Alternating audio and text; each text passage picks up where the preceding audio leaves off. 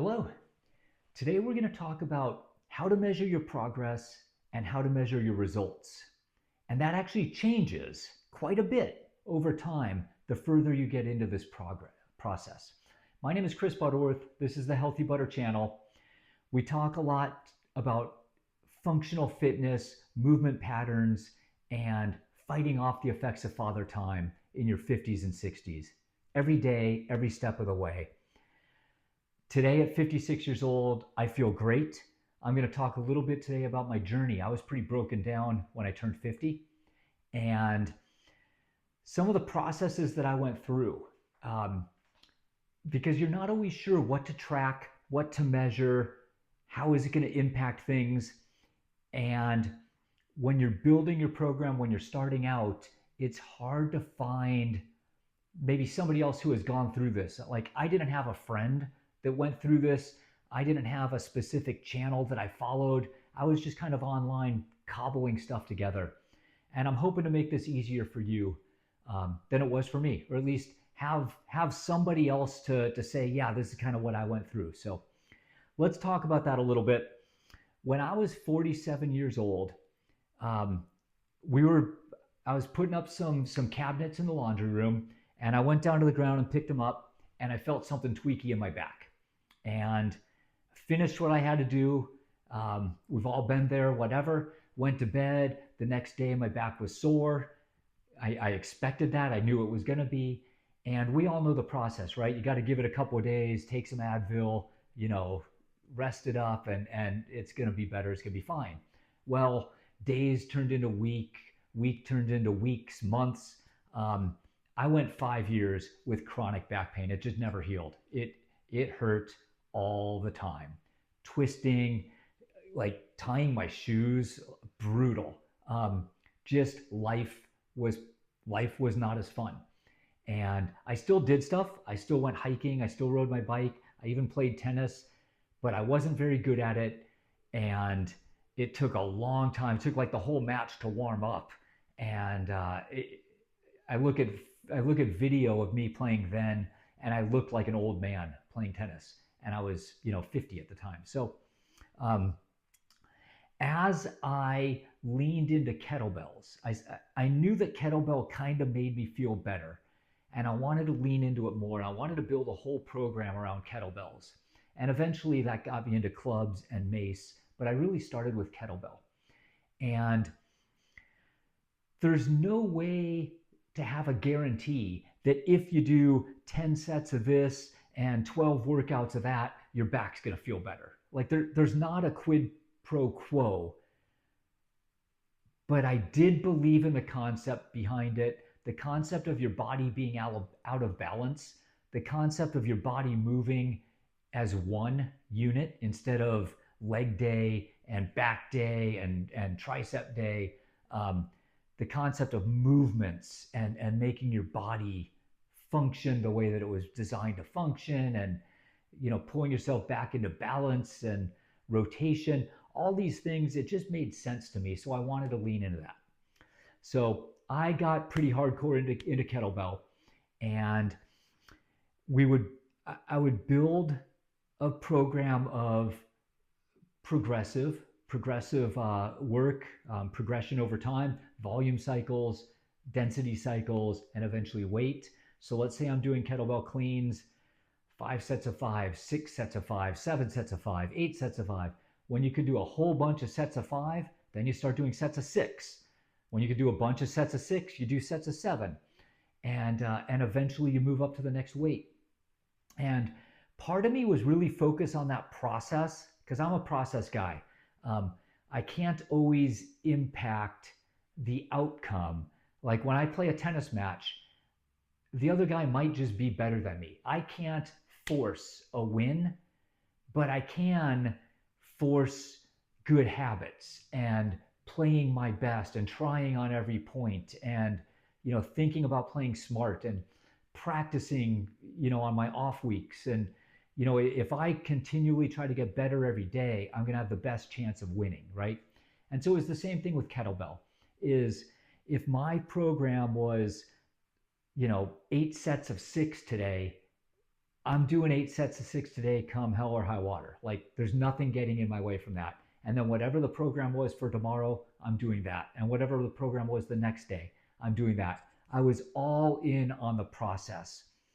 And because most of what you find online is very geared toward lifting heavy weights, that was always in the back of my mind. Like, I'm using a small weight and all these other guys are using bigger weights.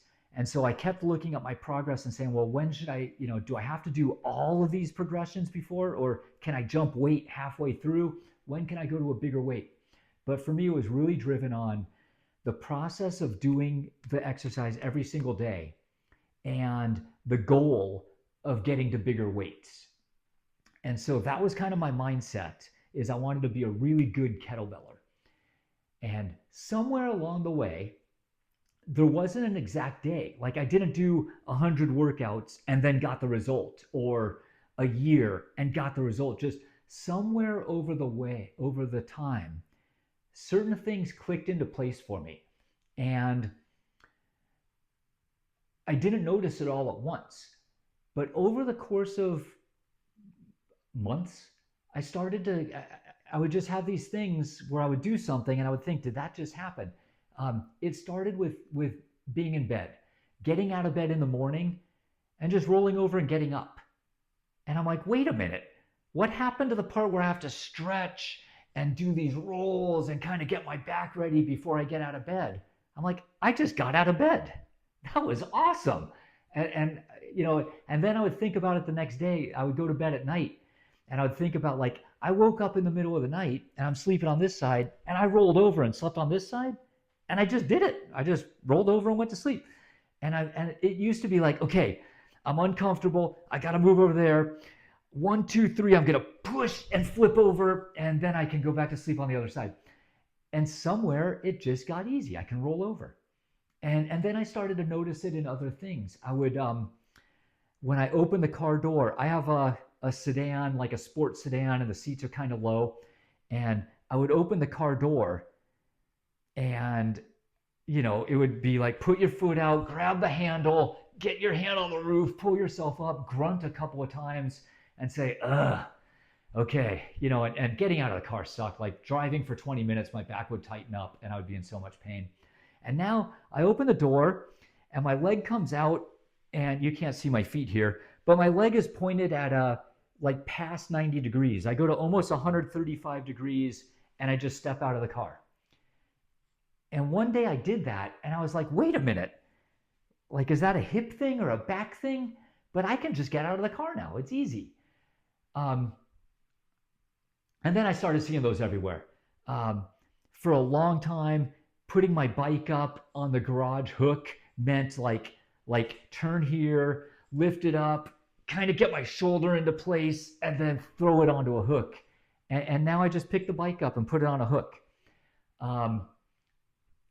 Closing the tailgate in the truck, just all of a sudden my elbow feels better. Going on a walk, I used to not be able to go on a long walk with my wife and hold a cup of coffee because my arm would just fatigue. I just couldn't do it. And so, especially if I was holding a dog leash and a cup of coffee, I really only had one hand by the end of the walk. And all of a sudden now I can carry a coffee all day. It doesn't matter. So it just sort of like all these little things that I noticed brought back the overall goal. It made it crystal clear. The goal is to feel good. I'm 56 and I feel good. I feel great. I know that 57 is going to be harder than 56. 58 is going to be even harder, right? Each year there's another number. And Father Time, man, Father Time just wants to put us down. And he's undefeated. He'll get me eventually. But I'm going to make it as hard as possible, right?